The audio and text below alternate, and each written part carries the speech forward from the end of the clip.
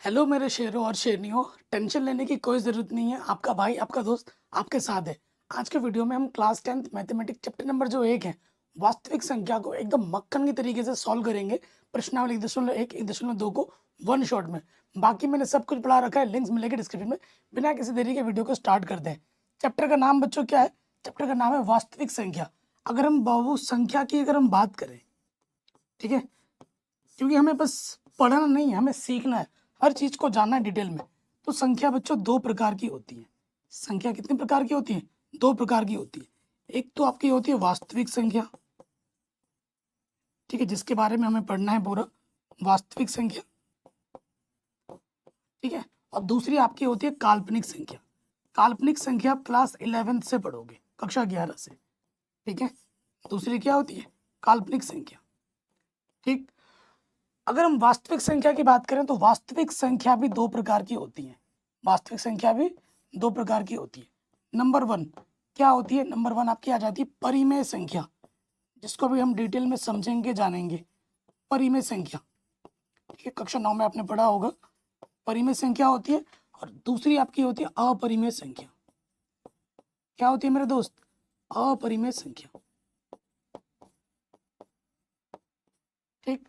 परिमेय संख्या अपरिमेय संख्या के बारे में आपने डिटेल में पढ़ा है कक्षा 9 में, चैप्टर नंबर 1 में। लेकिन टेंशन मतलब मैं आपको अभी दोबारा पढ़ाऊंगा। आपके मन में आ रहा होगा भैया ये क्या आप बवाल बोल दिया आपने, ये तो हमने पहली बार सुना, काल्पनिक संख्या ये क्या होती है? ये कक्षा 11 में आप पढ़ोगे डिटेल में। फिर भी मैं एक समझा देता हूँ उदाहरण के लिए, इसका कॉन्सेप्ट कहाँ से आता है। अगर मैं एक प्रश्न में आपको दे दूं, हल करो, क्या दे दिया? हल करो, x² प्लस के 3 बराबर 0। आप बोलोगे भैया ये तो बड़ा हल्का क्वेश्चन दे दिया आपने हमें। प्लस का 3 इधर क्या हो जाएगा? माइनस का 3। अब हम निकाल लेंगे वर्गमूल, प्लस माइनस अंडर रूट के अंदर -3 यहाँ आ जाएगा। अब मैं बोलूँगा भैया -3 तो आ गया, बाहर भी तो निकाल, इसको हल करना पूरा। तो आप बोलोगे भैया अरे क्या होगा, यहाँ तो अंडर रूट के अंदर माइनस आ गया। तो जिस भी संख्या में अंडर रूट के अंदर माइनस रहता है तो समझ जाओ कि वो क्या है, वो है काल्पनिक संख्या, ठीक है। आपको मैं बता दूं, अंडर रूट -1 का जो मान होता है ना, वो आई के बराबर होता है। आयोटा कहते हैं, इमेजरी नंबर्स कहते हैं। और ये सब पढ़ोगे कक्षा 11 में। अभी ये आपके सिलेबस में नहीं है। तो अभी हमें पढ़ना है वास्तविक संख्या के बारे में, जो दो प्रकार की होती है, परिमेय संख्या अपरिमेय संख्या। डिटेल में पढ़ेंगे, ठीक है, टेंशन मत लीजिए। तो अब हम आ जाते हैं एनसीईआरटी के पहले टॉपिक पे। पहला टॉपिक क्या है? अंकगणित की आधारभूत प्रमेय। ये प्रमेय बहुत ही सिंपल है। इस प्रमेय को जानने से पहले हमें दो चीजों को जानना बहुत जरूरी है। कौन कौन सी? एक तो है भाज्य संख्या, एक जानना है हमें भाज्य संख्या के बारे में, ठीक। और एक जानना है हमें अभाज्य संख्या के बारे में, अभाज्य संख्या के बारे में। इनको जानना हमें बहुत जरूरी है। अच्छा, भाज्य संख्या क्या होती है? आसान परिभाषा बताऊंगा। भाज्य संख्या होती है जिसके जिसके दो से अधिक जिसके दो से अधिक गुणनखंड हो।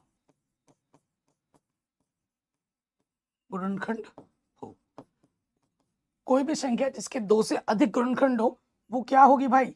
वो होगी भाज्य संख्या। और अभाज्य क्या होती है? जिसके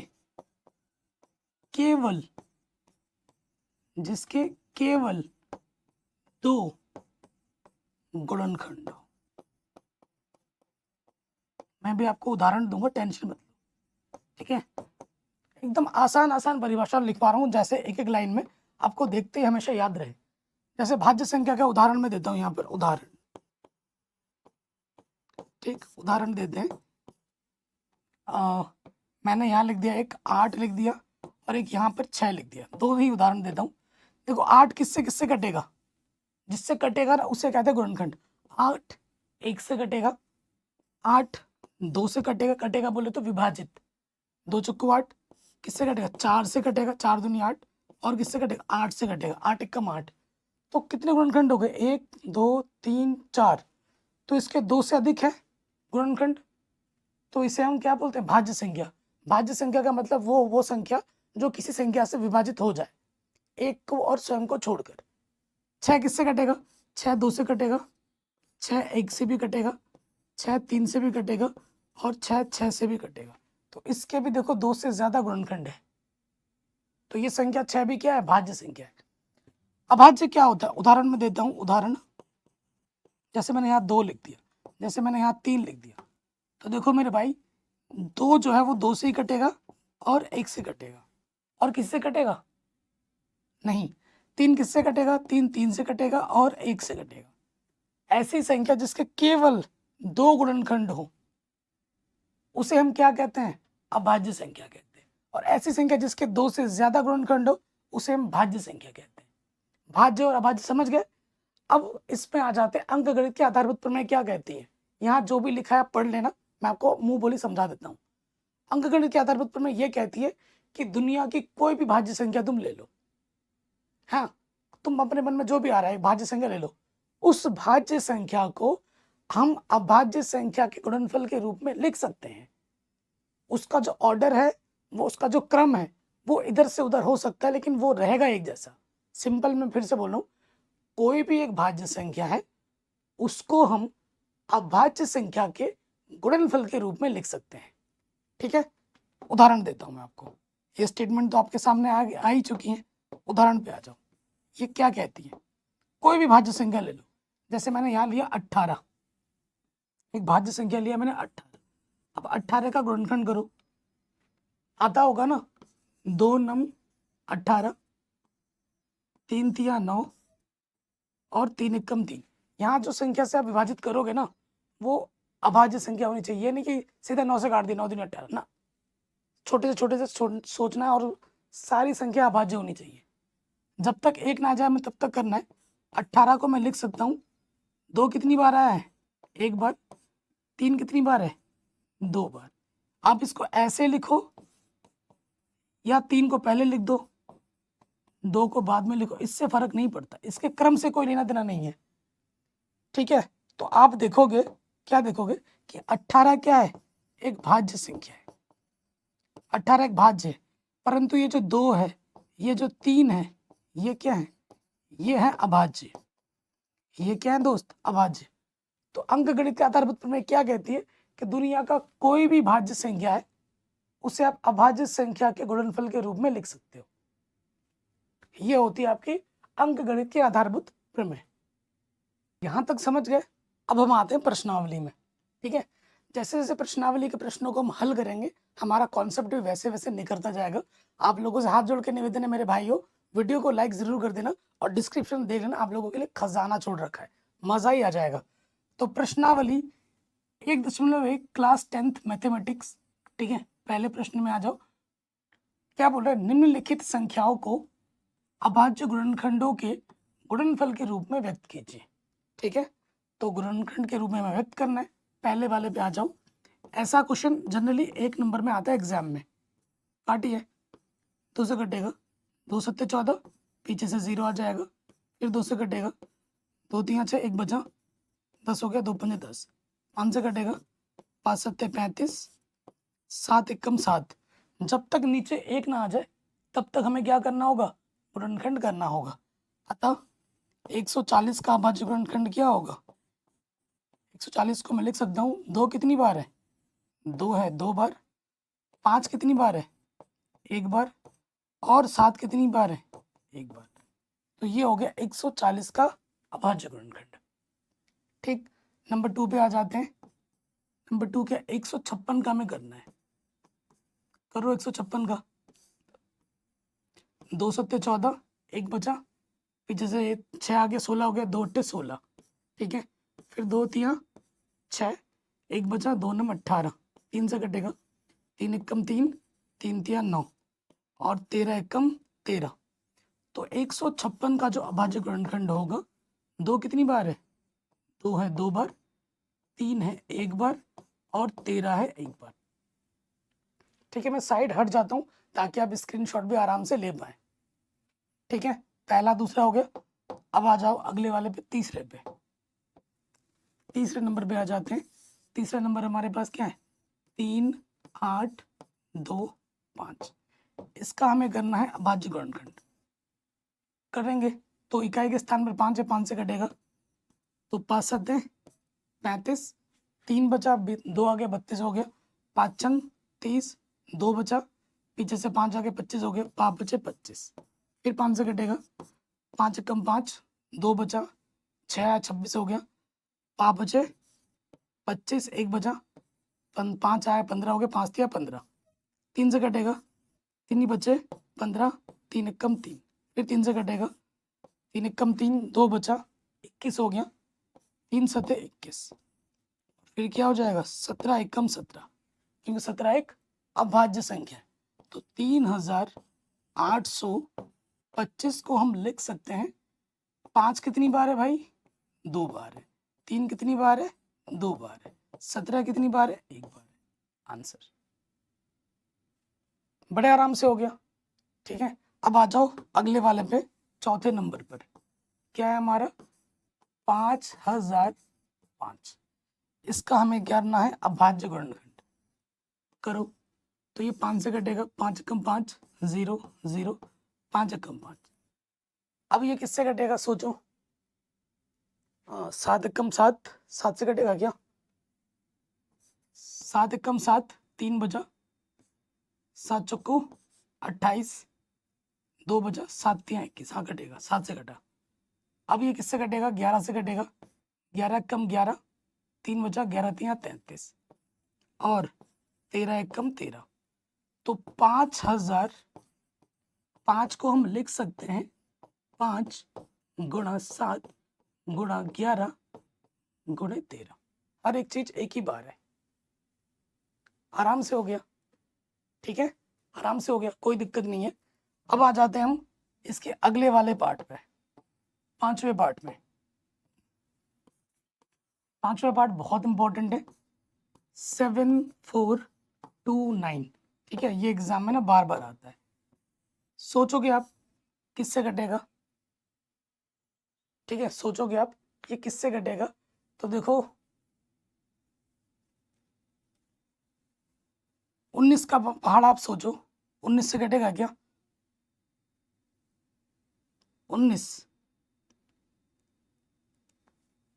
पहले तो आपको सोचना है कि किससे कटेगा, 2 से तो कट ही नहीं सकता, क्योंकि लास्ट में अभाज्य संख्या है, 3 से 5 से, ठीक है, किसी एक विषम संख्या से ही कटेगा, ये भी ध्यान रखिएगा। तो आपको सोचना है कि ये किससे कटेगा। ऐसे सोचते सोचते जाओगे तो आपको मिलेगा। तो ट्राई करते हैं 19 से कटेगा कि नहीं। 19 से देखो, 19 का 19, 19 दूनी 38, 19 57, 19 चौको 76। ठीक है, 19 चौको 76, तो 76 ज़्यादा हो जाता है, 74 से ज़्यादा हो जाता है, 19 या 57। तो 74 में से 57 घटा दो, 57 घटा दो तो क्या आ जाएगा, 14 में से 7 घटाएंगे 7 बचेगा, और 6 में से 5 घटाएंगे 1 बचेगा, 17। ठीक है, 17 बचा, पीछे से लग जाएगा 2, पीछे से लग जाएगा 2, कितनी बार गए, 19 तिया 57, और बचा हमारा 17, पीछे से 2 लगे, 172 हो गया। 19 नमा क्या होता है, 171। 19 नमा 171 होता है, घटाएंगे तो 1 बचेगा। ठीक है, पीछे से 9 आ जाएगा, 19 से कम 19। ठीक है, 19 से कम 19। अब ये किससे घट सकता है, 17 का 17 17 34, 17 से कट जा रहे हैं, देखो 17 से कट रहे, 17 दूनी 34। ठीक है, 39 में से 34 घटाओगे तो कितना बचेगा, 5 बचेगा, पीछे से 1 आ गया, 17 तिया 51, और 23 से कम क्या हो जाएगा मेरे भाई, 23। आराम से हो गया। तो 7429 का जो अभाज्य गुणनखंड है वो है 19 17 23। आगे पीछे से कोई मतलब नहीं होता है। गुणा में आप सोच रहे हो कि भैया 19 पहले आ गया तो गलत है, नहीं। आप 1 गुणा 2 करो या 2 गुणा 1 करो, आना तो 2 ही है। गुणा में हम चीजों को आगे पीछे करके लिख सकते हैं, उससे उसके रिजल्ट पे, उसके उत्तर पे कोई प्रभाव नहीं पड़ता है। ठीक है बच्चों, तो ये क्वेश्चन बहुत इंपॉर्टेंट है। यहाँ से 1 नंबर का एक प्रश्न एग्जाम में आता है, कोई एक संख्या दी जाएगी, बोलेगा कि इसका अभाज्य गुणनखंड कीजिए। आ जाते हैं दूसरे प्रश्न में। दूसरा प्रश्न जो है वो one of the most most most important question है, और एग्जाम में यहाँ से क्वेश्चन आता ही आता है। Very very very important. ठीक है, क्वेश्चन पे आ जाते हैं। क्वेश्चन के साथ हमारा कॉन्सेप्ट भी बढ़ेगा। मैंने बोला था क्वेश्चन क्या बोल रहा है कि पूर्णांकों के निम्नलिखित युग्मों के HCF का मतलब होता है हाईएस्ट कॉमन फैक्टर, जिसे हिंदी में बोलते हैं मॉश। ठीक है, क्या बोलते हैं मॉश। और क्या LCM लोएस्ट कॉमन मल्टीपल, जिसे अंग्रेजी में बोलते हैं लॉश, सॉरी हिंदी में बोलते हैं लॉश, अंग्रेजी में बोलते हैं LCM शॉर्टकट में। ज्ञात करना है, इसकी जांच भी कीजिए कि दो संख्याओं का गुणनफल किसके बराबर होता है, HCF गुणा LCM। ये बहुत इंपॉर्टेंट रिजल्ट है। अगर आपके पास दो संख्या दे रखी गई है, अगर उनका हम गुणनफल करें और उनका HCF और LCM निकालें, तो उनका जो गुणनफल होता है उन दोनों संख्याओं के गुणनफल के बराबर होता है। अगर ऐसा आ रहा है तो आपका उत्तर सही है, नहीं आ रहा तो आपका उत्तर गलत है। और ये क्वेश्चन बहुत ज़्यादा इंपॉर्टेंट है, मान के चलिए आपके एग्जाम में पक्का आएगा। ठीक है, तीनों पार्ट हैं, शानदार क्वेश्चन है, हम करेंगे एक एक करके। बाकी मैंने ऑलरेडी सब कुछ पढ़ा ही रखा है, एक बार डिस्क्रिप्शन ज़रूर देख लेना, आपको मज़ा आ जाएगा। तो सबसे पहले हम इस क्वेश्चन में हम HCF निकालना भी सीखेंगे, LCM निकालना भी सीखेंगे, एकदम आराम से मक्खन की तरह। तो यहाँ लिख देंगे 26 और यहाँ लिख देंगे हम 51। क्या करेंगे हम, गुणनखंड करेंगे। अब आज गुणनखंड विधि द्वारा ही निकाल रहे हैं हम। ठीक है, तो यह आ जाएगा 2 एकम 2, 2 तिया 6, और यहाँ आ जाएगा 13 एकम 13। जब तक एक ना आ जाए तब तक करना होता है। इसका करोगे किससे कटेगा, 7 से कटेगा। 7 एकम 7, 2 बचा 21 हो गया, 7 तिया 21, और यहाँ आ जाएगा 13 एकम 13। जब तक एक ना आ जाए हमें तब तक करना होता है। ठीक है, तो अब लिखेंगे, देखिए चूंकि 26 को हम कैसे लिख सकते हैं, 2 गुणे 13, और 91 को हम कैसे लिख सकते हैं, 7 है 13 है। तो जो समान संख्या के नीचे ना समान संख्या लिखने की कोशिश करनी है, लिखना है, कोशिश क्या करना है, लिखना ही है। तो 13 के नीचे 13 डाला। अब आप इस वाले प्रश्न में तो 2 दे रखा है, इसके अगले वाले प्रश्न में आपको 3 संख्या दे रखा होगा। तो पहले 2 के लिए सीखते हैं। आप हमारे पास 2 संख्या दे रखी है, तो हमें ऐसी संख्या ढूंढनी है जो दोनों में है। कौन सी संख्या ढूंढनी है जो दोनों में है, 13 दोनों में है, 13 आपका दोनों में है। तो सबसे पहले बात करते हैं HCF निकालते हैं। HCF कैसे निकलेगा, जो दोनों में है उसी को लेना है, जो दोनों में उसी को ही लेना, उसके अलावा किसी को नहीं लेना है। 13 है और दोनों में जो भी घात है, 13 कितनी बार है, एक बार है, तो न्यूनतम घात ली जाती है। नोट करके यहाँ लिख देना कि यहाँ पर कौन सी घात ली जाएगी, न्यूनतम घात, जो दोनों में है। तो 13 की न्यूनतम घात क्या है, एक ही है, यानी कि 13 को एक ही बार लिखना है। तो HCF क्या आ जाएगा, 13 आ जाएगा, मौशा हमारा 13 आ जाएगा। अब आ जाओ LCM। LCM में क्या होता है, जो दोनों में है उसको तो लेना है, लेकिन उसकी अधिकतम घात लेनी है। क्या लेनी है, अधिकतम घात। 13 दोनों में, 13 जो दोनों में उसकी अधिकतम घात लोगे, तो 13 की अधिकतम घात क्या, एक ही है। अगर इसमें 1 होता, इसमें 2 होता, तो मैं यहाँ 2 लिखता। दोनों में एक है तो एक ही लिखूंगा। ठीक है, जो दोनों में उसको तो लेना ही लेना है, और जो बच गए हैं उनको भी लेना है। जो बच गए उनको गुणे में डाल दो। ठीक है, तो ये क्या हो जाएगा, 13 7 दूनी 14। ठीक है, 13 चौके 52 का 2 हासिल लगा 5, 13 कम 13 और 5 18। तो हमारा जो लौशपा है वो 182 आएगा, और जो मौशा है वो 13 आएगा। उत्तर 2 आ गया, लेकिन अब हमें जांच भी करनी है। हमें क्या करनी है, जांच करनी है। ठीक है, जांच पे आ जाओ। जांच पे आपको पता है नियम क्या है, दो संख्याओं का गुणनफल, दो संख्याओं का गुणनफल बराबर होना चाहिए इसके, HCF गुणे LCM के। अगर ये चीज बराबर आ रही है तो आपका उत्तर सही है, अगर बराबर नहीं आ रही तो आपका उत्तर गलत है। ठीक है, तो देखिए दो संख्या हमारे पास क्या है, एक तो 26 है और एक 91 है। HCF हमें क्या मिला था, HCF हमें 13 मिला था और LCM हमें 182 मिला था। अब इधर भी गुणा करना है और उधर भी गुणा करना है और फिर देखना है, तो गुणा करते हैं। इधर 91 है और गुणा करना है 26 से। करो, 6 कम 6, 6 नम 54, 2 1 कम 2, 2 नम 18, जोड़ोगे 6 6, 8 और 5 13, तो ठीक है। इसको गुणा करोगे, ठीक है, इसको गुणा करके तो ये मिला। अब 182 को गुणा करना है 13 के साथ, ठीक है।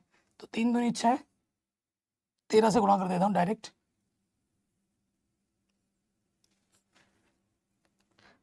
कई बच्चों को क्या है ना, गुणा वो नहीं आता, कि पहाड़ा नहीं आता 20 तक 25 तक तो कोई नहीं।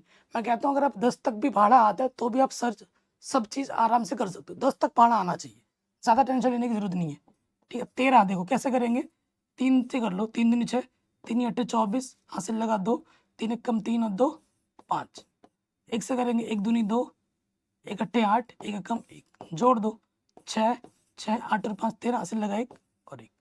देखो दोनों तरफ बराबर आ रहा है ना, इधर गुणा किया तो क्या आया 23 66, इधर गुणा किया तो क्या है 23 66। जो लेफ्ट साइड में है वही राइट साइड में लिख देंगे, चूंकि लेफ्ट हैंड साइड बराबर है राइट हैंड साइड, अतः हमारा उत्तर सही है। अतः हमारा उत्तर क्या है दोस्त, सही है। आराम से हो जाएगा, हर एक पार्ट को करना है। फर्स्ट पार्ट हो गया, अब सेकंड वाले पार्ट पे आ जाओ। सेकंड वाला पार्ट क्या है, एक है 510, दूसरा है 92। क्या करना है, गुणनखंड करो। अभाज्य गुणनखंड किससे कटेगा, ये 5 से, 5 कम 5, एक संख्या आती है, एक छोटा पड़ रहा है, 0 लेंगे, 5 दूनी 10। फिर किससे कटेगा, 2 से कटेगा, 2 पंचे 10, 2 1 कम 2, 3 से कटेगा, 3 1 कम 3, 2 बचा, 3 7 21, और ये हो जाएगा 17 एकम 17। 92 पे आ जाओ, तो ये हो जाएगा 2 चौको 8, 2 एकम 2,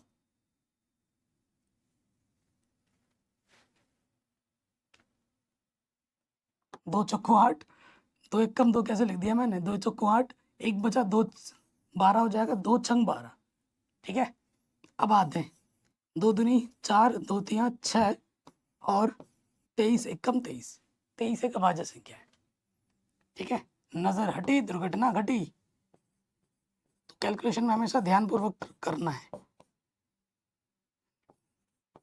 तो इनका अभाज्य गुणनखंड हमें क्या मिला है, 5 कितनी बार है, एक बार है, 2 एक बार है, 3 एक बार है, 17 एक बार है।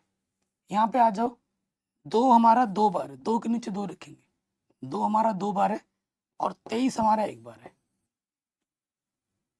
ठीक। अब देखो जो संख्या दोनों में है, कौन कौन सी संख्या दोनों में, ये बस 2 ही है दोनों में, ठीक है। इसकी घात कुछ नहीं है, 2 1 लिख सकता हूँ मैं। अब आते हैं, पहले क्या निकालते हैं, पहले हम निकालते हैं HCF, मौशा।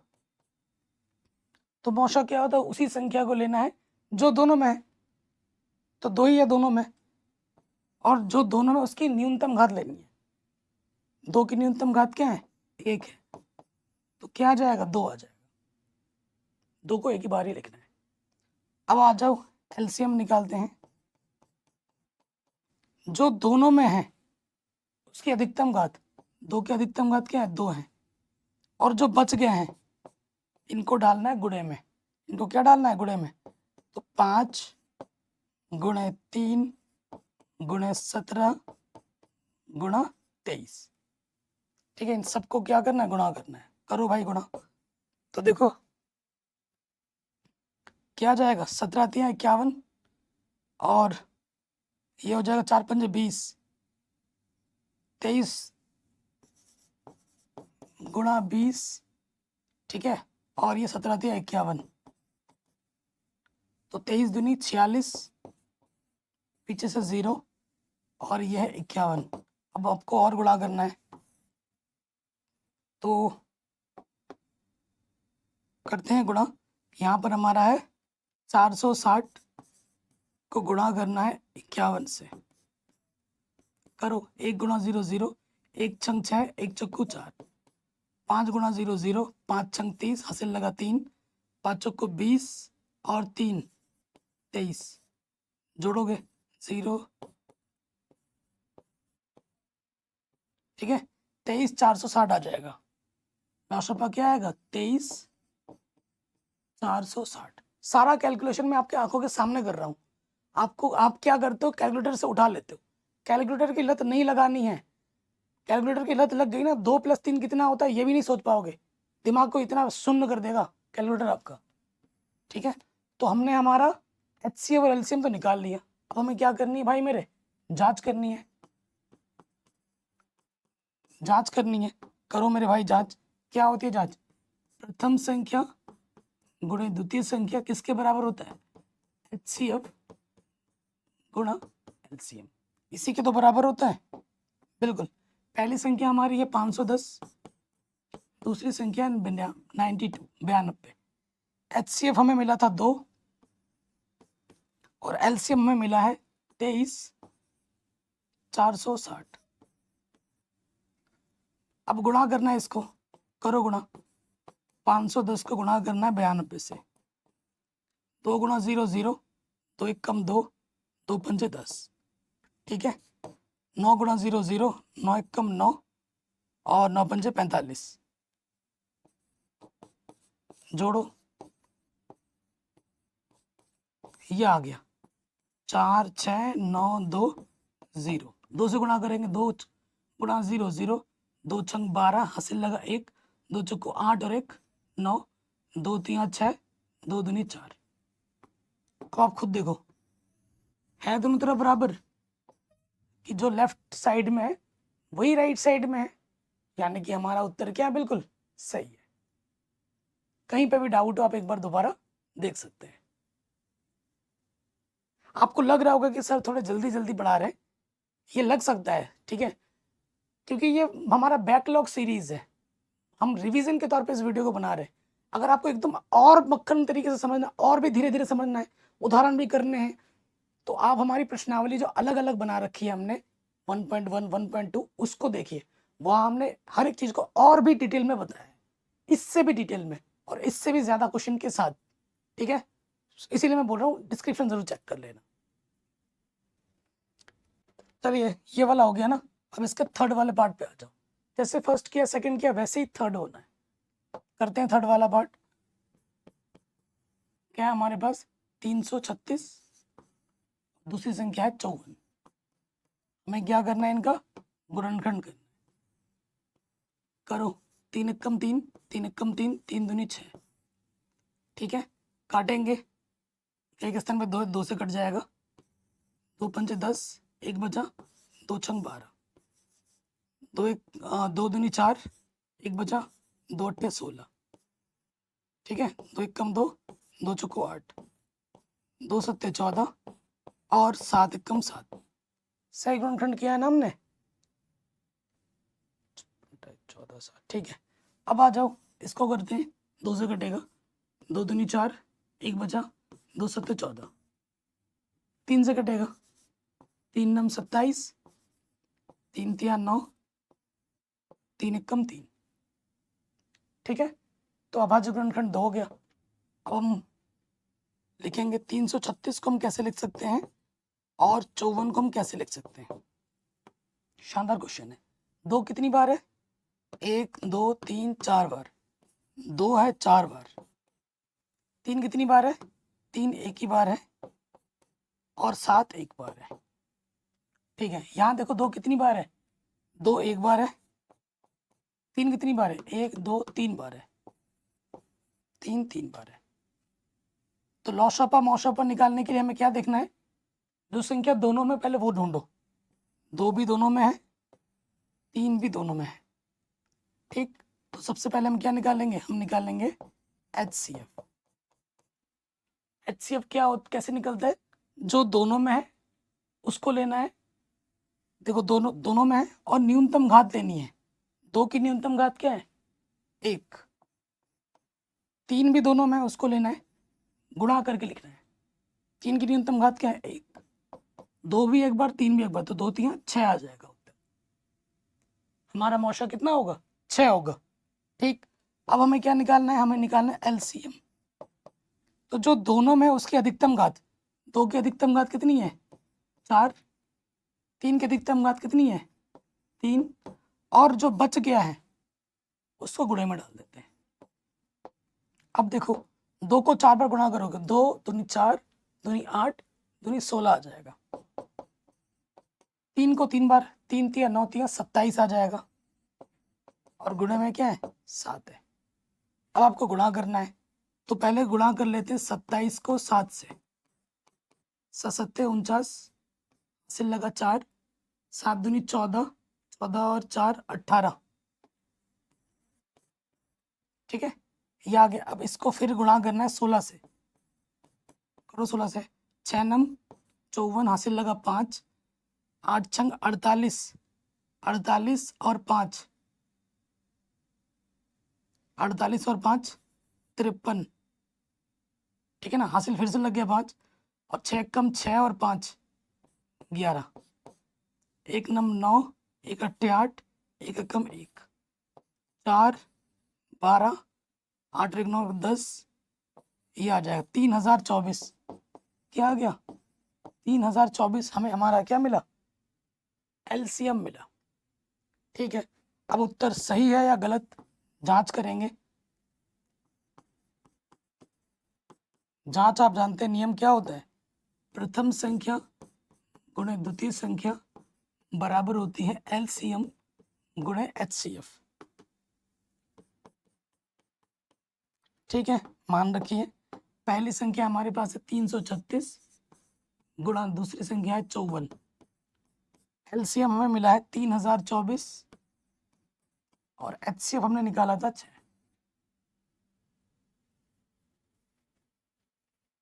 ठीक है, ये मान उठा के हमने रख दिया। गुणा करना है, गुणा करना है आपको। इधर गुणा कीजिए इसका और इधर गुणा कीजिए इसका, और देखिए बराबर आ रहा है कि नहीं आ रहा है।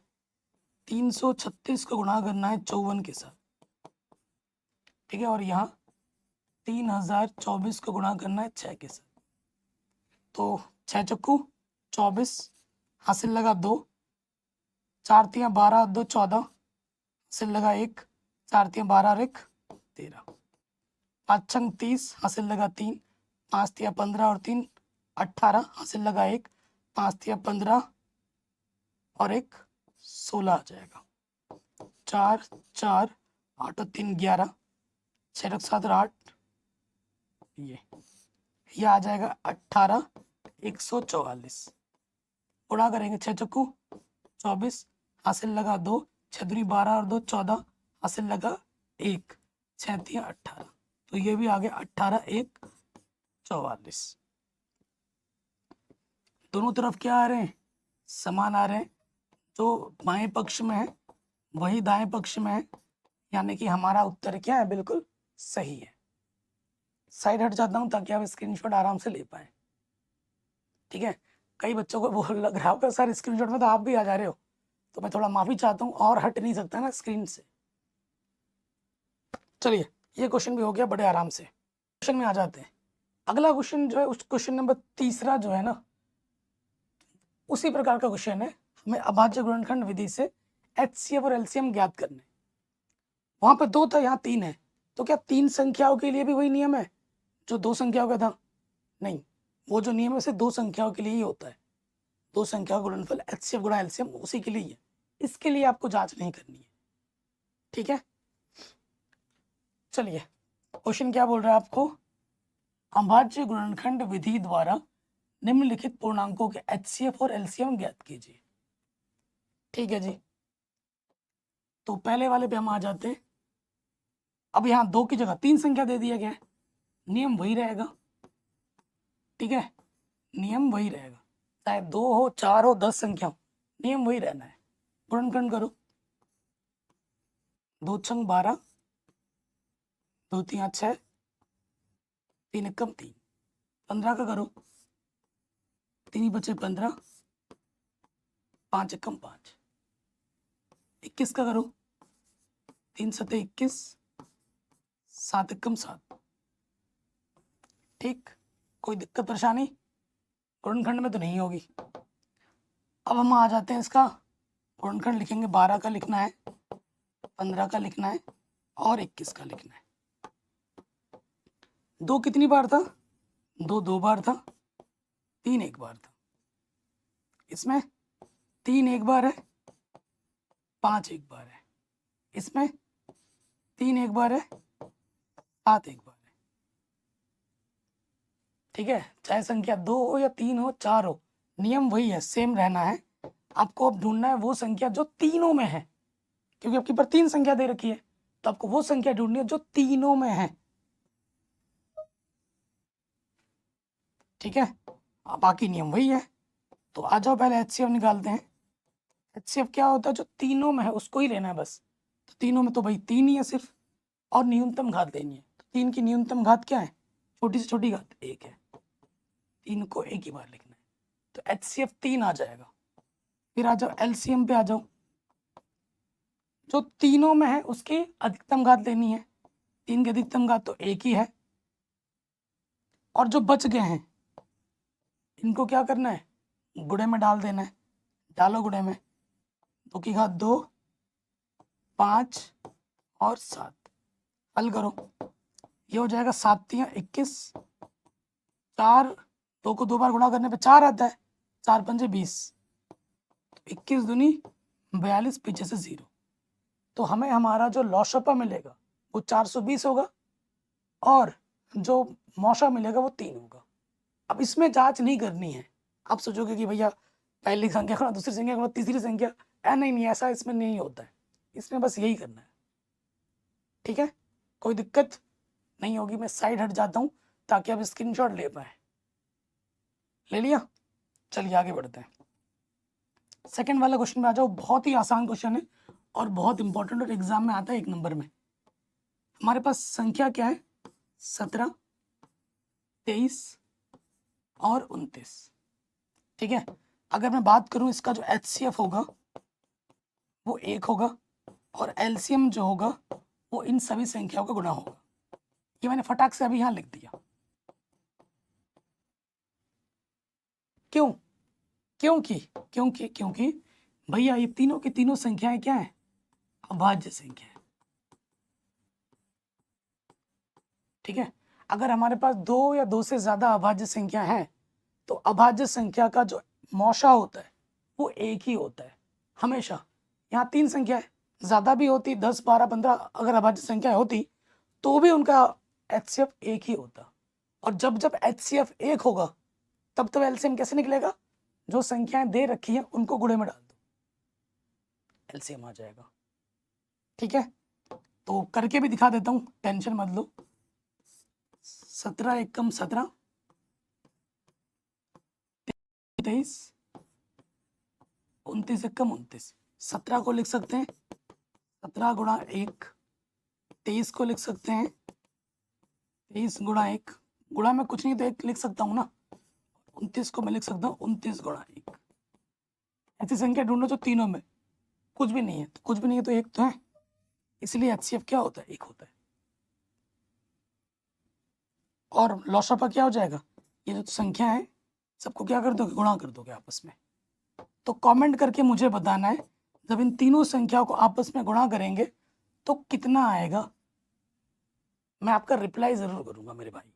ठीक है, वो भी वॉइस नोट के साथ, क्योंकि यूट्यूब ने एक नया फीचर दिया कि आप अपने दर्शक का, अपने व्यूअर्स का, अपने भाइयों का, अपनी बहनों का जो कमेंट है उसमें आप वॉइस नोट में रिप्लाई कर सकते हो। तो आप कमेंट करोगे तो मैं आपका रिप्लाई वॉइस नोट के साथ करूँगा। कमेंट जरूर करना है कि इनको गुणा करने पे कितना आ रहा है। ठीक है, चलिए अब आते हैं थर्ड वाले पार्ट में। थर्ड वाले पार्ट में आ जाओ। संख्या क्या है हमारे पास? 8, 9 और 25। करिए गुणनखंड इनका। 2 चक्कू 8, 2 दूनी 4, 2 एकम 2। 9 का करोगे 3 तिया 9, 3 एकम 3। 25 का करोगे 5 बचे 25, 5 एकम 5, यही होगा। तो देखिए अभाज्य गुणनखंड क्या होगा, 8 को लिख सकता हूँ 2 कितनी बार है, 3 बार, 9 3 कितनी बार है, 2 बार, और 25 में 5 कितनी बार है, 2 बार। इसमें तीनों में कोई संख्या है जो तीनों में हो, कुछ भी नहीं है, तो जब कुछ भी नहीं है तो गुणा में 1 लिख सकता हूँ। जब संख्याओं में कुछ भी उभयनिष्ठ ना हो ना, उस स्थिति में हमेशा HCF क्या होता है, 1 होता है। जब कुछ भी उभयनिष्ठ नहीं होगा तो मौशा हमेशा 1 होगा, और जब जब मौशा 1 होगा तब तो लौशा निकालने के लिए मैंने क्या बोला है, जो भी संख्या दी जाएंगी उनको आपस में क्या कर देना है, गुणा कर देना है। जब जब मौशा 1 आएगा तब तब लौशा निकालने के लिए जो भी संख्या आपको दी गई है उनको गुणा कर देना है। तो गुणा कर दोगे, 25 अट्ठे 200 गुणा 9, 9 दूनी 18, पीछे से 2 0 हो गया। नेक्स्ट क्वेश्चन पे आ जाते हैं। अगला जो क्वेश्चन है ना बहुत ज्यादा इंपॉर्टेंट है, और ये 2 नंबर में एग्जाम में बार बार आता है। क्या बोल रहा है कि दो संख्याओं का HCF अगर 9 है तो दो संख्याओं का LCM क्या होगा। इतना सुंदर सा क्वेश्चन है, प्यारा सा क्वेश्चन है, और एग्जाम में बार बार आता है। ठीक है, तो आप यहाँ लिखेंगे दिया है, एग्जाम में जैसे लिखना बिल्कुल वैसे लिखाऊंगा। दिया है कि जो HCF है 306 और 657 का, वो हमें 9 दे रखा है, हमें LCM 306 और 657 का ज्ञात करना है। ठीक, तो आप लिखोगे कैसे, यहाँ लिखोगे हम जानते हैं, हम जानते हैं। क्या जानते हो तुम, वो यहाँ लिख दो। हम जानते हैं प्रथम संख्या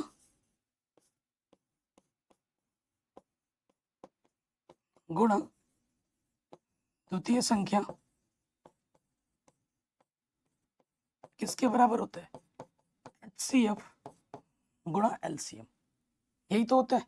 पहली संख्या हमारे पास दोस्त कौन सी है, 306, यहाँ लिख देंगे 306। दूसरी संख्या हमारे पास क्या है, 657, ये यहाँ लिख देंगे। HCF हमें दे रखा है 9, और हमें LCM यानी कि मौशा हमें ज्ञात करना है।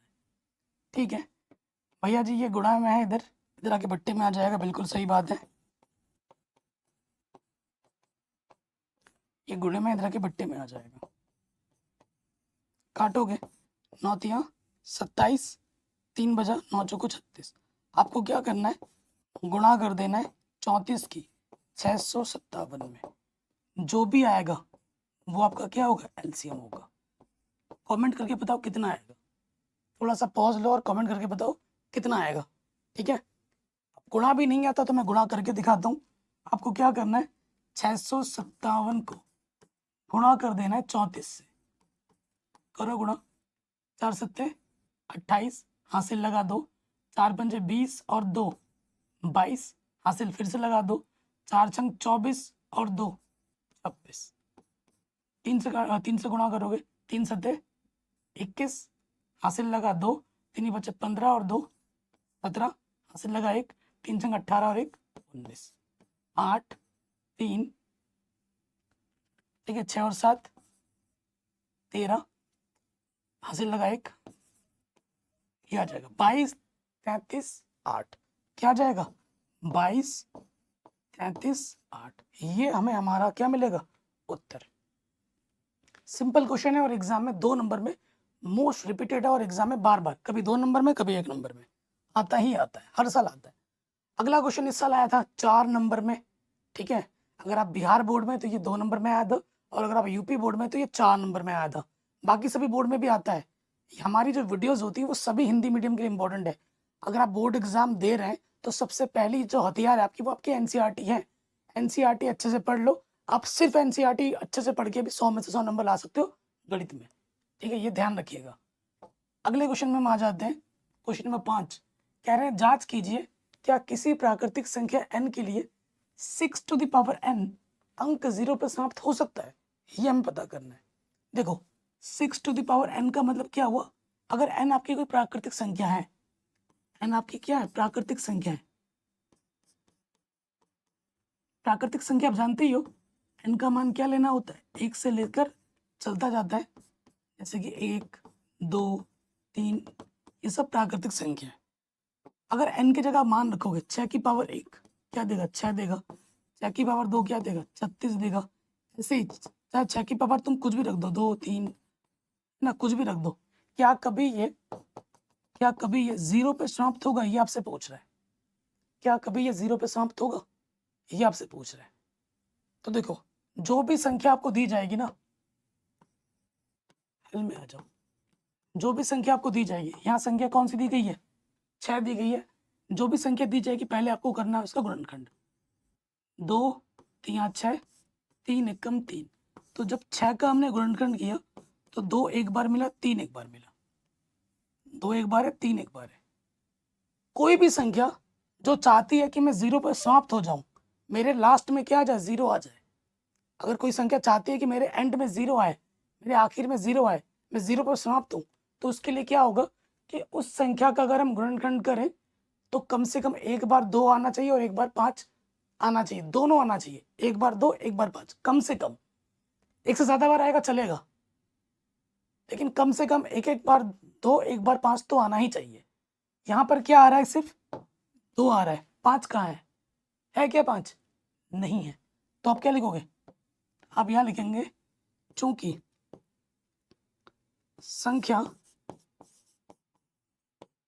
संख्या का गुणनखंड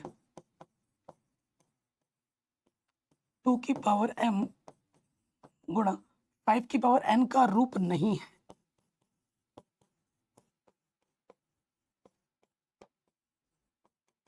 अतः संख्या 6 की पावर n अंक 0 पर कभी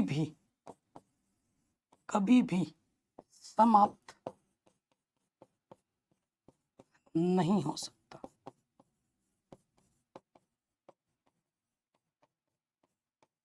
यह आंसर आ जाएगा। इतना ही लिखना है कोई एग्जाम में। अगले क्वेश्चन पे आ जाते हैं। ठीक है, ये क्वेश्चन भी इस साल एग्जाम में आ रखा है और ये क्वेश्चन 2-2 नंबर में रिपीट मोड में पूछा जा रहा है पिछले 3-4 साल से। बहुत आसान क्वेश्चन है। कह रहे हैं व्याख्या कीजिए कि ये जो संख्या है और ये जो संख्या है वो भाज्य संख्या क्यों है। आपको मैंने क्या बोला था, भाज्य संख्या क्या होती है, जिसके 2 से ज्यादा गुणनखंड हो उसे हम भाज्य संख्या कहते हैं, बोला था ना। तो आपको बस क्या दिखाना है कि ये जो संख्या है ना भैया, इनके 2 से ज्यादा गुणनखंड है, तभी जाके ये क्या है, भाज्य संख्या है। तो चलिए करते हैं, पहले वाले पे आ जाओ, हल में आ जाते हैं। हल, ठीक है, पहले वाली संख्या की बात करते हैं। 7 गुणे 11 गुणे 13 प्लस में है 13। तो यहाँ एक संख्या आपको वनिष्ठ दिखेगी, 13 13। अब 13 क्या होगा कालिया, तो 13 ले लेंगे यहाँ से उभयनिष्ठ। ठीक है, 13 निकाल दिया उभयनिष्ठ, यहाँ से 7 बचा, 11 बचा, 13 एकम 13, 13 पूरा बाहर आ गया, 13 एकम 13, 11 7 77 प्लस 1, तो ये हो गया 78। ठीक है, ये क्या हो गया, 78 हो गया। ठीक, अब 78 जब मैं बोल रहा हूँ तो मेरे जो एक पोकी बाबा हैं, जानते हैं आप, उनका एक रील बहुत वायरल है, वो मेरे मन में आ रहा है। तो चलो छोड़ते हैं उस चीज़ को। 13 ब्रैकेट का मतलब होता है गुणा, 78, और किसी भी संख्या में गुणे में मैं एक लिख सकता हूँ। किसी भी संख्या में गुणे में एक लिख सकता हूँ कि नहीं, बिल्कुल लिख सकता हूँ। तो यहाँ देखिए, यह पहला गुणनखंड, यह दूसरा गुणनखंड और यह तीसरा गुणनखंड। 3 तो दिखा दिया आपने, 3 है ना गुणे के रूप में गुणनखंड, पहला दूसरा तीसरा। ये जो संख्या 13 से कटेगी, 78 से कटेगी, 1 से कटेगी। ठीक है, तो यहाँ लिखेंगे, दिखा दो ना, ये प्रथम गुणनखंड है, ये द्वितीय गुणनखंड है और ये आपका तृतीय गुणनखंड है। ठीक है, लिखेंगे चूंकि संख्या के 2 से अधिक गुणनखंड है,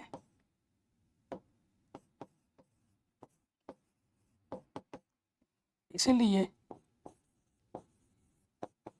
यह भाज्य संख्या है। इसलिए ये क्या है मेरे दोस्त, भाज्य संख्या, क्योंकि दो से अधिक गुणनखंड आपने दिखा दिए, तभी ये क्या है, भाज्य है। इसी तरीके से आपको सेकंड वाला भी करना है। सेकंड वाले में आ जाओ। सेकंड वाला पार्ट क्या है, 7 गुणा 6 गुणा 5 गुणा 4 गुणा 3 गुणा 2 गुणा 1 गुणा 5, यही है। तो कम से कम 5 दोनों में क्या है, उभयनिष्ठ है, निकाल लीजिए 5 को बाहर। तो 5 बाहर आ गया, यहाँ से 7 6 5 एकम 5, बाकी 4 बचा, 3 बचा, 2 बचा, गुणे में 1 बचा, 5 पूरा बाहर आ गया, 5 एकम 5।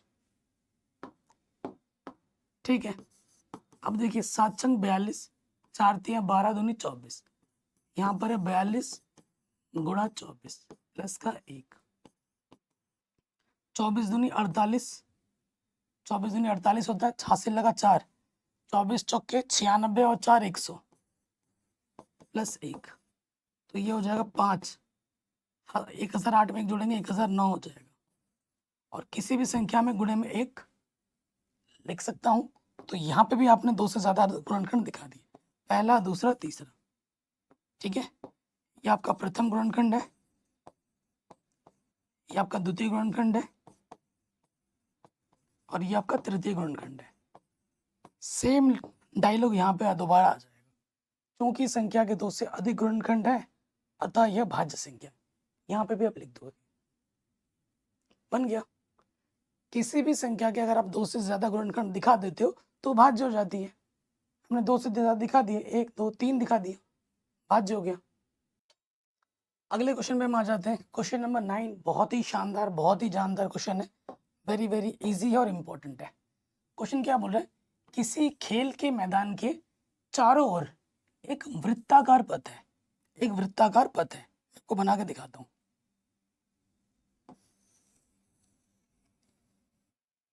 खेल के चारों ओर एक वृत्ताकार पथ है, ठीक है, वृत्त बन जा भाई। ठीक है, इसको फिल कर देते हैं व्हाइट कलर से। ये वृत्ताकार मैदान है, यहाँ से आपको क्या करना है, भागना है। इस मैदान का एक चक्कर लगाने में सोनिया को 18 मिनट लगते हैं। ठीक है, इस मैदान का एक चक्कर लगाने में, यहाँ से स्टार्ट करके ये चक्कर लगाने में ना सोनिया को कितना लगता है, 18 मिनट। जो सोनिया है उसको लगते हैं 18 मिनट। ठीक है, जबकि इसी मैदान का एक चक्कर लगाने में रवि को लगते हैं 12 मिनट। रवि जब चक्कर लगाता है तो रवि को कितना मिनट लगता है, रवि को लगता है 12 मिनट। ठीक है, मान लीजिए कि वे दोनों एक ही स्थान और एक ही समय पर चलना प्रारंभ करते हैं, दोनों एक ही स्थान से। ठीक है, दोनों ना एक ही स्थान से, मान लेते दोनों यहाँ पर है। ठीक है, दोनों एक ही जगह से भागना स्टार्ट करते हैं। तो ये हमारी रवि है और ये हमारी सोनिया, एक ही स्थान से एक ही समय पर एक ही दिशा में भागते हैं, एक ही दिशा में भाग रहे हैं, एक ही स्थान और एक ही समय पर चलना प्रारंभ करके एक ही दिशा में चलते हैं। कितने समय बाद वे पुनः प्रारंभिक स्थान पर मिलेंगे। अब जब रवि और सोनिया दोनों भागेंगे एक साथ, भागते तो दिन भर रहेंगे, जब दिन भर भागेंगे तो कई हो सकता है यहाँ पर या फिर यहाँ पर या फिर यहाँ पर आके मिलेंगे वो, लेकिन दिन में तो कई बार मिलेंगे, लेकिन सबसे पहली बार कब मिलेंगे वो हमें देखना है। सबसे पहली बार जब मिलेंगे तो सबसे कम समय लगेगा, और जब भी बात कम की होगी ना, दिमाग में ध्यान रखिए, नोट करके, नोट, जब भी बात कम या न्यूनतम की होगी, कम न्यूनतम की होगी, तो जब भी बात कम हो या न्यूनतम हो तो हमें निकालना होता है एलसीएम, और जब भी बात होगी अधिकतम, अधिक की, तो हमें निकालना होता है एचसीएफ। ये नोट करके लिख लीजिएगा, ठीक है, बच्चे भूल जाते हैं। तो इस क्वेश्चन का सेंस क्या है कि जब दोनों भागेंगे दिन भर तो कई बार मिलेंगे, लेकिन सबसे पहली बार जब मिलेंगे तो वहां पर लगेगा कम समय, और कम न्यूनतम बोले तो एलसीएम निकालना है हमें। हमें क्या निकालना है, प्रश्नानुसार हमें निकालना है जो चीज़ मैंने मुंह से बोली ना वो लिख देना, क्योंकि यहाँ जगह कम पड़ेगा तो मैं लिख नहीं पा रहा हूँ। आप लिख लेना तो बढ़िया रहेगा। अतः हमें निकालना है एलसीएम किसका? एलसीएम निकालना है रवि और सोनिया का। जो भी आएगा वो हमारा क्या होगा? उत्तर होगा। 18 मिनट और 12 मिनट का क्या निकालना है? एलसीएम निकालना है। तो यहाँ लिख देंगे 18 और यहाँ लिख देंगे 12। करेंगे गुणनखंड। 2 नंबर 18, 3 तिया 9, 3 एकम 3, 2 छंग 12, 2 तिया 6, 3 एकम 3। ठीक, तो 18 को मैं लिख सकता हूँ 2 एक बार है, 3 2 बार है। 12 को लिख सकता हूँ 2 2 बार है, 3 एक बार है। 2 भी है दोनों में, 3 भी है दोनों में। आप लॉशोपर निकालो या मौशोपर निकालो, देखना तो पड़ेगा ना कि भैया दोनों में क्या है। तो ये चीज़ दोनों में है, तो भैया इसका लॉशोपर निकालना है। एलसीएम क्या होगा? जो दोनों में होता है उसकी अधिकतम घात लेते हैं लॉशोपर में। 2 की अधिकतम घात 2 है, 3 भी है, 3 की अधिकतम घात क्या है? 2 है। 2 को 2 बार गुणा करेंगे, 2 दूनी 4, 3 को 2 बार गुणा करेंगे, 3 तिया 9, 4 नम 36। तो 36 मिनट बाद रवि और सोनिया एक जगह पे आके दोबारा मिलेंगे। तो ये क्वेश्चन हमारा बड़े आराम से बन गया।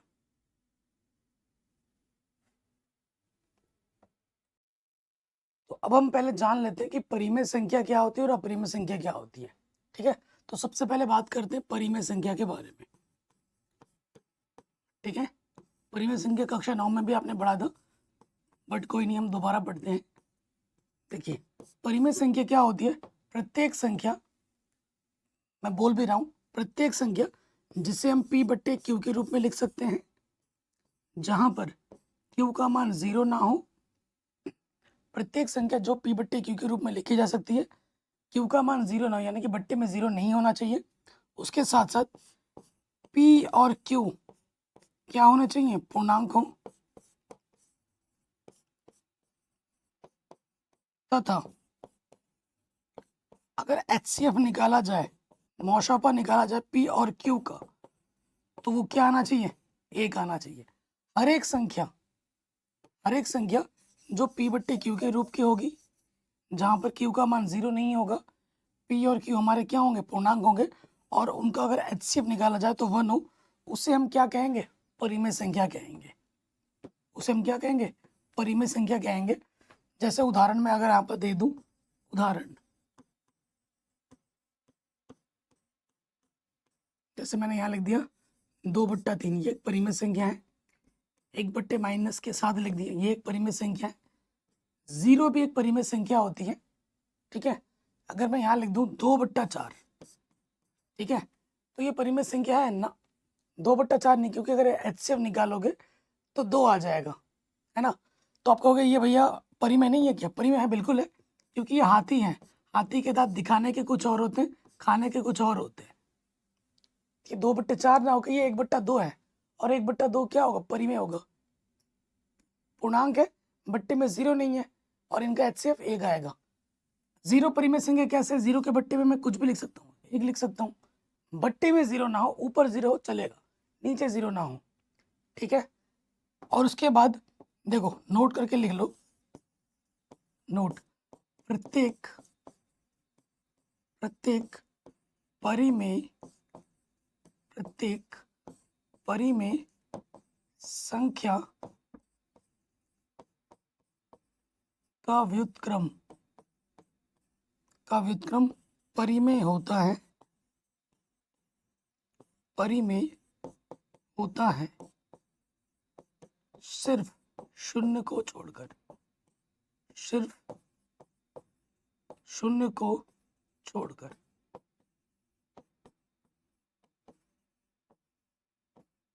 ठीक, यानी कि इस कथन का मतलब क्या है कि दुनिया में जितनी भी परिमेय संख्या है, अगर उसका उलट दो, जैसे 3/2 ये भी एक परिमेय संख्या है, माइनस के 7/1 एक परिमेय संख्या है, 2/1 भी एक परिमेय संख्या है, लेकिन शून्य का जो व्युत्क्रम है अगर 1/0 करेंगे तो ये परिमेय संख्या नहीं है, क्योंकि बट्टे में क्या आ गया? 0 आ गया। किसी भी संख्या के अगर बट्टे में 0 आ जाता है तो वो परिमेय नहीं होता है। ठीक है, ये नोट बहुत काम का है। कुछ और एग्जाम्पल देता हूँ। जैसे अगर कोई एक संख्या मैंने लिखा है तो 2.35, ये भी एक परिमेय संख्या है। क्यों? क्योंकि परिमेय संख्या का दशमलव प्रसार शांत होता है। ठीक है, अगर कोई संख्या जिसका दशमलव प्रसार शांत है तो वो क्या होगी? परिमेय में होगी। ठीक है, अगर एक संख्या ऐसी है 2.333, जिसको मैं लिख सकता हूँ 3 रिपीट कर रहे, 3 के ऊपर बार लगा दिया, तो ये भी एक परिमेय संख्या है। ये भी क्या है? एक परिमेय संख्या है। ठीक, अगर किसी का दशमलव प्रसार अशांत है, दशमलव प्रसार अशांत लेकिन आवृत्ति है, 3 रिपीट कर रहा है ना, बार बार आ रहा है 3, तो ऐसी संख्या को पी बट्टे क्यू के रूप में लिख सकते हैं हम। कक्षा 9 में पढ़ा है आपने। तो ये भी एक परिमेय संख्या होती है। ठीक है, तो परिमेय संख्या क्या होती है डिटेल में मैंने आपको बता दिया। अब जो वास्तविक संख्या परिमेय नहीं होती वो हमारी अपरिमेय होती है। ठीक है, जैसे एक आता है पाई। पाई बच्चों एक अपरिमेय संख्या है। कई बच्चे सोचते हैं कि पाई का मतलब 22/7। जी नहीं, अगर पाई लिखा है तो आप लिखोगे अपरिमेय संख्या। अगर 22/7 लिखा है तो आप लिखोगे परिमेय संख्या। पी बट्टे क्यू के रूप में, बट्टे में 0 नहीं है और दोनों का HCF 11 है, तो ये परिमेय संख्या है। ठीक है, जैसे कोई अभाज्य संख्या आती है, कोई भी अभाज्य संख्या, ठीक है, और उसके ऊपर लग जाता है अंडर रूट, तो वो क्या होगी? उसे हम कहेंगे अपरिमेय संख्या। उसे हम क्या कहेंगे? अपरिमेय संख्या कहेंगे। उदाहरण के तौर पर जैसे √2, √3, √5, √7, ये सब क्या है? ये हमारी अपरिमेय संख्या। √11, √13, किसी भी अभाज्य संख्या के ऊपर अंडर लगेगा तो वो क्या होता है? अपरिमेय संख्या। उसके साथ साथ किसी संख्या का दशमलव प्रसार अशांत है, जैसे ये मैंने एक संख्या लिख दी 2.301002 और ये चला जा रहा है, तो ये संख्या हमारी क्या है? अपरिमेय है। क्यों? क्योंकि इसका दशमलव प्रसार अशांत है और अनावृत्ति है। अशांत, अनावृत्ति, इसी कारणवश ये क्या है? ये एक कैसी संख्या है? अपरिमेय संख्या है। कोई दिक्कत बच्चों यहाँ तक नहीं होगी। अब एक और नोट लिखिए, नोट बहुत काम का जरूरी है। अगर किसी भी परिमेय संख्या में कोई परिमेय संख्या आप जोड़ो या परिमेय से परिमेय घटाओ तो हमेशा परिमेय आएगा। उसके साथ साथ किसी भी परिमेय संख्या को अगर किसी परिमेय संख्या से गुणा करो या भाग करो तो परिमेय आएगा। ठीक, ये पहला नोट हो गया। दूसरा नोट, अगर दोनों में से कोई एक अपरिमेय आ जाए, एक परिमेय है और दूसरा अपरिमेय है, चाहे आगे हो या पीछे हो फर्क नहीं, अगर एक परिमेय एक अपरिमेय, और अगर आप जोड़ रहे हो या घटा रहे हो तो हमेशा अपरिमेय आता है। एक परिमेय है और एक अपरिमेय है, गुणा करो या भाग करो हमेशा अपरिमेय आएगा। ठीक, अगर दोनों अपरिमेय है, ऐसा भी हो सकता है ना कि दोनों अपरिमेय आ जाए। अगला नोट क्या है कि दोनों अपरिमेय आ जा रहे हैं। ठीक है, अपरिमेय प्लस अपरिमेय अपरिमेय होता है। ठीक है, ध्यान रखिए, प्लस करोगे तो भी अपरिमेय होगा। अब गुणा करने पे डिपेंड करता है, घटाने पे भी डिपेंड करता है। अगर दोनों अपरिमेय संख्या सेम टू सेम है तो परिमेय हो जाएगा, क्योंकि √2 में से √2 घटाओगे 0 आ जाएगा तो परिमेय। अगर दोनों अलग अलग अपरिमेय है तो अपरिमेय आएगा। अगर सेम टू सेम होगा तो परिमेय हो जाएगा। ठीक है, अपरिमेय संख्या में से अपरिमेय संख्या घटाओगे तो अपरिमेय आएगा। अपरिमेय संख्या में गुणा करो या भाग करो अपरिमेय से, अपरिमेय रहेगा।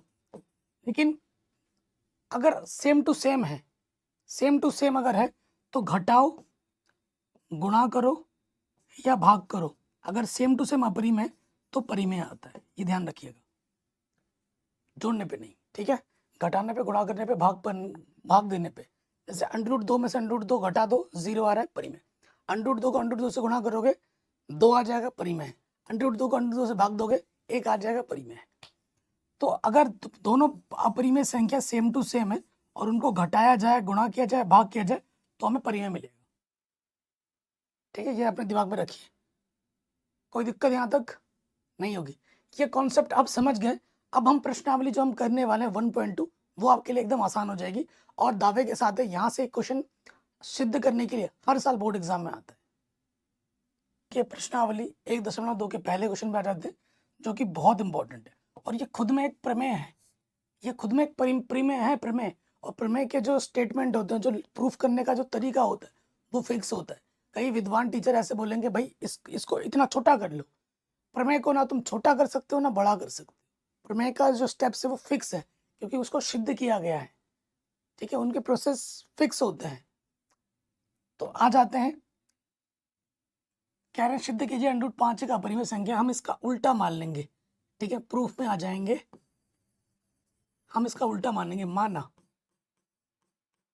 माना अंडर रूट 5 एक परिमेय संख्या है। उल्टा मान लेना होता है, ये एक परिमेय संख्या है। ठीक, और आप जानते हैं दुनिया की कोई परिमेय संख्या हो, उसे हम p बट्टे क्यू के रूप में लिख सकते हैं, जहां पर इस q का मान कभी 0 नहीं हो सकता। इसके साथ साथ ये जो p और q होते हैं वो हमारे पूर्णांक होते हैं।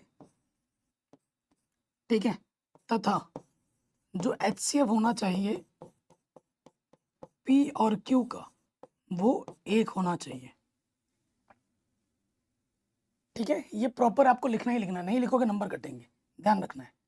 ठीक, अगले स्टेप में क्या करना है आपको, इसके बट्टे में 1 ले लेना है और करनी है तिरछी गुणा, इसकी गुणा इसके साथ, इसकी गुणा इसके साथ कर दो। तो करेंगे तो क्या होगा, ये हो जाएगा p एक कम p, और ये हो जाएगा अंडर रूट 5q। ठीक, अब आपको क्या करना है, वर्ग करना है दोनों तरफ। यहाँ लिखेंगे दोनों तरफ वर्ग करने पर, दोनों तरफ वर्ग करने पर क्या हो जाएगा मेरे भाई, तो दोनों तरफ वर्ग करेंगे तो p का वर्ग हो जाएगा p²। अंडर रूट 5 का वर्ग करेंगे, अंडर रूट हट जाता है वर्ग करने पर, और q का वर्ग क्या हो जाएगा, q²। यहाँ गुणज क्या है, q² 5, तो आप यहाँ लिखेंगे चूंकि p², चूंकि p² 5 से विभाजित है, 5 से विभाजित है, इसलिए p भी 5 से विभाजित होगा। आप कहोगे सर ऐसे कैसे, मैं आपको बताता हूँ। मैंने 25 लिखा, 5 से कटता है, 25 का मतलब 5 का वर्ग, 5 से कटा, 25 का वर्गमूल निकालो 5, तो 5 भी तो 5 से कटेगा। अगर p² 5 से कट रहा है तो p भी 5 से कटेगा, p² का वर्गमूल p है। तो अगर 5² 5 से कट रहा है तो उसका वर्गमूल 5 भी तो 5 से कट रहा है। तो अगर p² 5 से कट रहा है तो p भी 5 से जरूर कटेगा। ठीक है, चलिए अब आ जाओ, पुनः दोबारा से मानना होता है, पुनः माना। यहाँ पर क्या है, p है, p लिखोगे, क्या है यहाँ पर 5 है, 5 लिखोगे, फिर लिख दोगे r। ये प्रमेय का प्रूफ है। कई बच्चे बोलते सर ये कैसे आया, अगर ये नहीं करेंगे तो हमारा प्रूफ कभी नहीं हो पाएगा। हम जानते हैं कि अंडर रूट 5 एक अपरिमेय है, हमने मान लिया है उल्टा परिमेय, हमें सिद्ध करके दिखाना अपरिमेय। तो यहाँ पे जो भी प्रॉपर्टी है इनमें से किसी एक को मना करना पड़ेगा, तभी जाके हम बोल पाएंगे कि भैया ये एक अपरिमेय है। उसी के लिए हम ये सब कर रहे हैं। ठीक है, तो p बराबर हमने क्या मान लिया, 5r। अब हमें क्या करना है, दोनों तरफ वर्ग करना है, फिर से वही काम करना है, वर्ग करने पर। ठीक है, वर्ग करने पर कर दो मेरे भाई वर्ग। तो p का वर्ग क्या हो जाएगा, p², 5 का वर्ग करेंगे तो आ जाएगा 25, r का वर्ग करेंगे तो r²। ठीक है, तो यहाँ से देखो मेरे भाई, हमारे पास p² का मान पहले से ही है, तो इस p² के मान को उठाकर हम यहाँ पर रख देंगे। ठीक है, तो यहाँ पर हम मान रखेंगे, तो यहाँ लिखेंगे पी स्क्वायर क्या है हमारे पास, 5q स्क्वायर है, ये रख देंगे। तो पी का मान मैंने यहाँ रख दिया 5q स्क्वायर, इधर क्या है 25, 5 गुणे में इधर के क्या होगा, भट्टे में आ जाएगा, 5 बचे 25 आर स्क्वायर, तो क्यू स्क्वायर क्या आ गया 5 आर स्क्वायर। ठीक है, तो गुणज क्या है यहाँ पर 5 है, तो आप क्या लिखोगे, फिर से वही लिखना है आपको, चूंकि क्यू स्क्वायर 5 से विभाजित है,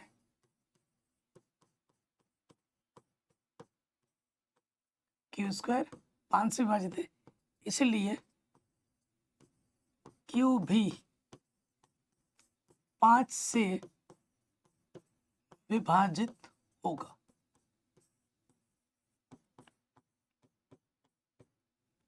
ठीक है, ये हमने लिख दिया। अब आपने देखा होगा, आपने क्या देखा कि भैया हमारा P भी 5 से कट रहा है और हमारा Q भी 5 से कट रहा है। लिखेंगे चूंकि P व Q दोनों 5 से विभाजित है, इसलिए जब दोनों के दोनों 5 से विभाजित हैं तो P और Q का जो HCF है वो 5 आ जाएगा, जो कि 1 के बराबर तो बिल्कुल भी नहीं है। अगर ये परिमेय संख्या होती तो HCF क्या देना चाहिए, HCF 1 देना चाहिए, क्योंकि परिमेय संख्या होगा HCF 1 आता है P और Q का, है ना। तो यहाँ कितना आ रहा है 5 आ रहा है, यानी कि जो हमने माना था √5 एक परिमेय संख्या वो गलत है। अगर वो सही होती तो HCF 1 देती, यहाँ तो 5 दे रहा है, अतः हमारी अवधारणा गलत है, अतः हमारी अवधारणा गलत है। इसीलिए √5 एक अपरिमेय संख्या होगी। ये क्या होगी, एक अपरिमेय संख्या होगी। और ये ऐसा क्वेश्चन एग्जाम में हर साल हर बार बार आता है। ये वाले से भी ज़्यादा इम्पोर्टेंट है ये दूसरा वाला।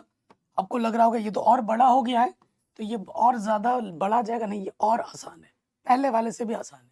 ठीक है, क्या करना है, सिद्ध करना है कि ये एक अपरिमेय संख्या है, क्योंकि ये परिमेय है, ये अपरिमेय, परिमेय में अपरिमेय जोड़ोगे तो अपरिमेय होता है, तो इसको हमें अपरिमेय सिद्ध करना है।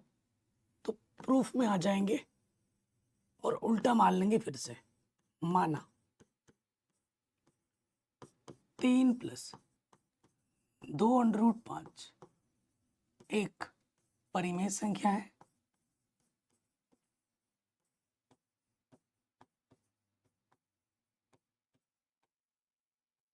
ये क्या है, एक परिमेय संख्या। और आप जानते हैं दुनिया की कोई भी परिमेय संख्या हो उसे हम P/Q के रूप में लिख सकते हैं, जहाँ पे इस Q का मान कभी 0 नहीं होगा। P और Q हमारे हमेशा क्या होंगे, पूर्णांक होंगे। और अगर HCF निकाला जाए P और Q का तो वो हमेशा 1 आएगा। ये लाइन ज़रूर लिखनी है, नहीं लिखोगे तो नंबर कटेंगे। अब ऐसे प्रश्नों का जो लॉजिक है वो क्या है कि अंडर वाले को एक तरफ रखो और बाकी सबको दूसरी तरफ ले जाओ, ये इसका लॉजिक है। ठीक, तो ये प्लस का 3 इधर के क्या होगा, -3। P/Q एक परिमेय है, 3 भी एक परिमेय संख्या होती है। अब 2 गुणे में है, इधर आके क्या होगा, बट्टे में आ जाएगा। ठीक है, बट्टे में आ गया, इसको समीकरण नंबर 1 बोलो। कोई दिक्कत यहाँ तक, कोई परेशानी यहाँ तक नहीं होगी। अभी मैंने आपको बताया है कि परिमेय से परिमेय घटाओ परिमेय, परिमेय को परिमेय भाग दो परिमेय, तो ये पूरी संख्या परिमेय। और अभी जस्ट आपने प्रूफ किया है कि यह अपरिमेय। तो क्या परिमेय संख्या और अपरिमेय संख्या बराबर हो सकती है? दो दोस्त एक थाली में खाना खा सकते हैं? नहीं ना। तो आपको यहाँ बताना है क्योंकि P बट्टा Q माइनस का 3 बट्टे में 2 एक परिमेय संख्या है, एक परिमेय संख्या है तथा हम जानते हैं कि √5 एक अपरिमेय संख्या है।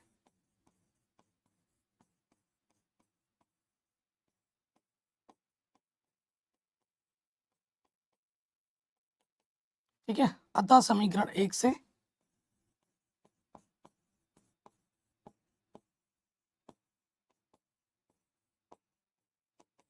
क्या ये चीज और ये चीज बराबर हो सकती है? बिल्कुल भी नहीं। ये चीज कभी भी बराबर नहीं हो सकती। अगर ये परिमेय होती तो ये बराबर आती, ये परिमेय नहीं है इसलिए ये बराबर नहीं आ रही है, अतः हमारी अवधारणा गलत है। अतः हमारी अवधारणा गलत है। अगर हमारी अवधारणा गलत है इसीलिए 3 + 2√5 एक अपरिमेय संख्या होगी।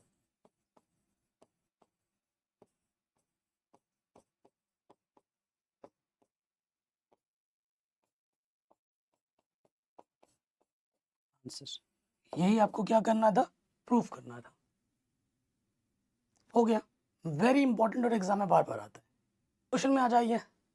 ठीक है, अगले में आ जाते हैं। तीसरा, पार्ट 1, पार्ट 2, पार्ट 3। पार्ट 3 तो जस्ट अभी जैसे हमने किया करते हैं, पहले पार्ट 1 करते हैं। एकदम आसानी के साथ करेंगे। माना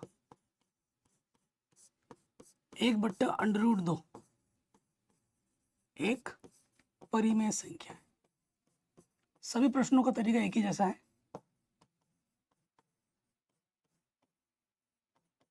कि एक परिमेय संख्या है, और आप जानते हैं दुनिया की कोई भी परिमेय संख्या हो उसको हम P/Q के रूप में लिख सकते हैं, जहां पर Q का मान कभी 0 नहीं होता।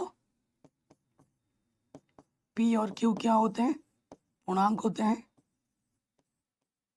और HCF क्या होता है? P और Q का 1 होता है। अभी मैंने बताया था कि अगर परिमेय संख्या, तो परिमेय संख्या का व्युत्क्रम भी क्या होता है? परिमेय होता है। ले लो व्युत्क्रम।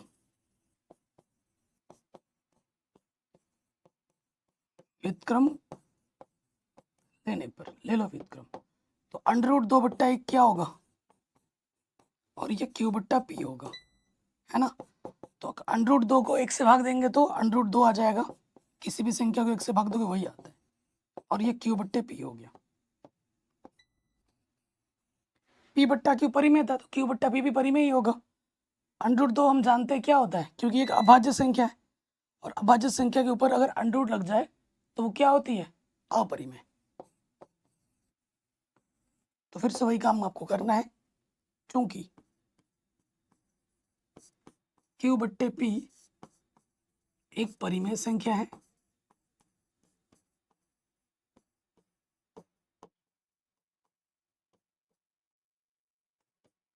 तथा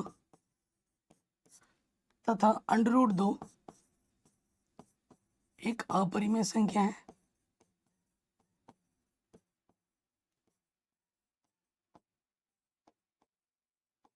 तो आप बताओ, क्या एक परिमेय संख्या एक अपरिमेय संख्या बराबर हो सकते हैं?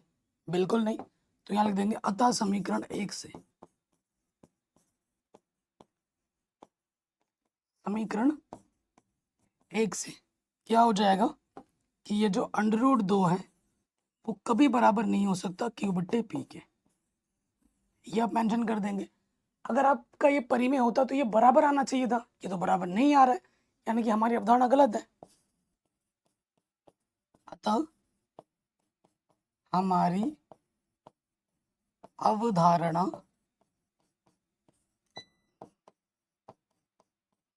गलत है, इसलिए यह 1/√2 एक अपरिमेय संख्या है। ठीक है, हो गया आराम से। बताइए इससे आसान और क्या है, कुछ है नहीं। तो जो भी हम कर रहे हैं इसका कॉन्सेप्ट हम पहले बता चुके हैं कि परिमेय संख्या के व्युत्क्रम परिमेय होता है सिर्फ शून्य को छोड़कर। यहाँ शून्य थोड़ी ना था। ठीक है, अब दूसरे वाले में आ जाएंगे। ठीक है, दूसरे वाले में आ जाएंगे। दूसरे वाले में क्या है, 7√5 है। तो मान लेंगे, माना 7√5 एक परिमेय संख्या है।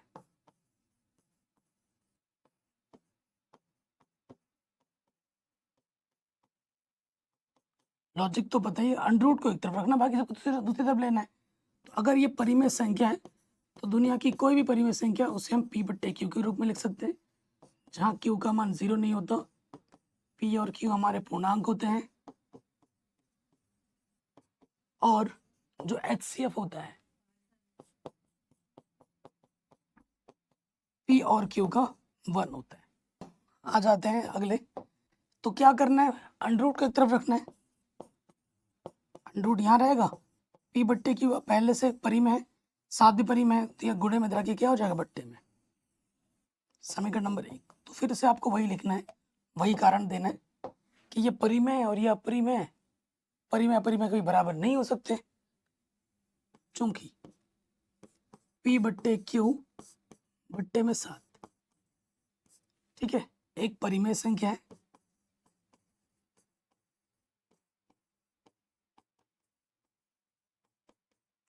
इसको चाहे तो ऐसे भी लिख सकते हो ना, 7 के बट्टे में कुछ नहीं, तो एक ले लो। आप कहोगे सर और थोड़ा कर दो, क्योंकि इसकी गुणा इसके साथ होती है, P एक कम P और इसकी गुणा इसके साथ 7Q। इसको ऐसे भी लिख सकते हो, जो आपको सही लगे। तथा अभी थोड़ी देर पहले प्रूव भी किया था, अंडर√5 एक अपरिमेय संख्या है।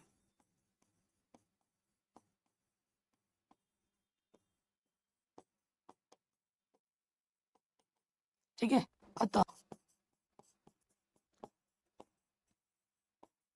समीकरण 1 से क्या होगा, ये परिमेय है और ये अपरिमेय।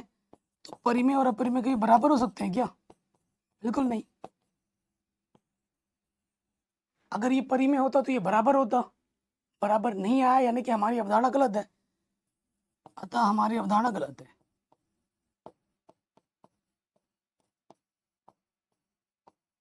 हमारी अवधारणा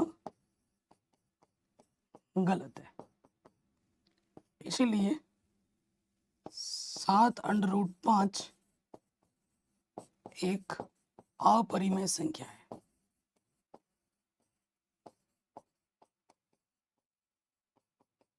ठीक, तो ये क्वेश्चन भी हमारा आराम से बन गया,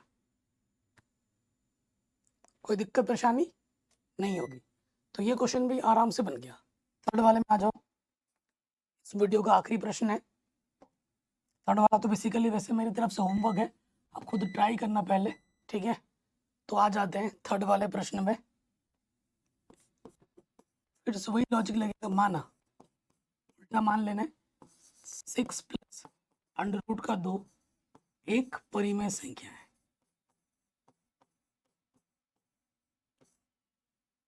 ये क्या है, एक परिमेय संख्या है।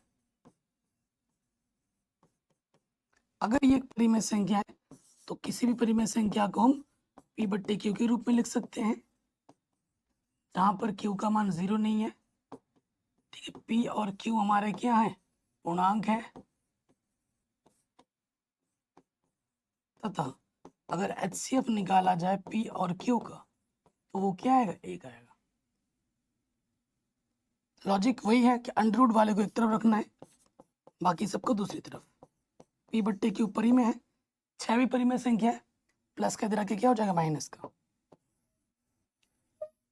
समीकरण नंबर 1, वही चीज आप बोलोगे, चूंकि P/Q -6 ये वाला क्या है, परिमेय, एक परिमेय संख्या है।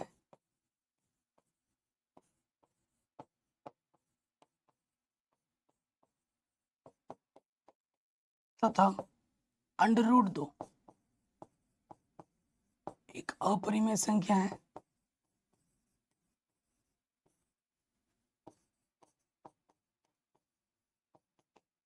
ठीक है, इसलिए समीकरण 1 से ये चीज कभी बराबर नहीं हो सकती कि एक परिमेय संख्या और एक अपरिमेय संख्या की बराबर हो सकती है, बिल्कुल नहीं। तो मना कर देंगे कि ये बराबर नहीं है।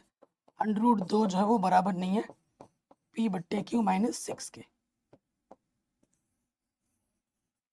ठीक है, अतः हमारी अवधारणा गलत है। यहाँ लिख देंगे अतः हमारी अवधारणा गलत है। हमने जो माना है वो गलत है। अगर ये परिमेय होती तो ये बराबर आती है ना, पर परिमेय नहीं इसलिए बराबर नहीं आ रही है। अतः 6 प्लस अंडर रूट 2 एक अपरिमेय संख्या है।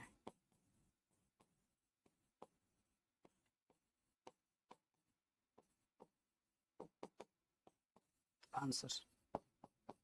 और इसी के साथ साथ ये पूरा चैप्टर हमने वन शॉट में कंप्लीट कर लिया है। बाकी मैंने सब कुछ बढ़ा रखा है बच्चों, एक बार डिस्क्रिप्शन में झांक के देखिए, सब कुछ आपको मिल जाएगा आराम से। वीडियो कैसी लगी आप कमेंट करके हमें ज़रूर बताएं। अपना ख्याल रखें, बार बार प्रैक्टिस करें तभी आप मैथ में अच्छे बन सकते हैं। जो भी बच्चे बोलते हैं ना सर मेरा मैथ कमज़ोर है, तो आपको ज़रूरत है ज़्यादा रिविज़न करने की, ज़्यादा से ज़्यादा प्रैक्टिस करने की, और बार बार रिविज़न करो तो ही आप परफेक्ट बन पाओ। और मैथ की फेयर कॉपी ज़रूर बनानी है जिसमें क्वेश्चन विद सोल्यूशन होने चाहिए।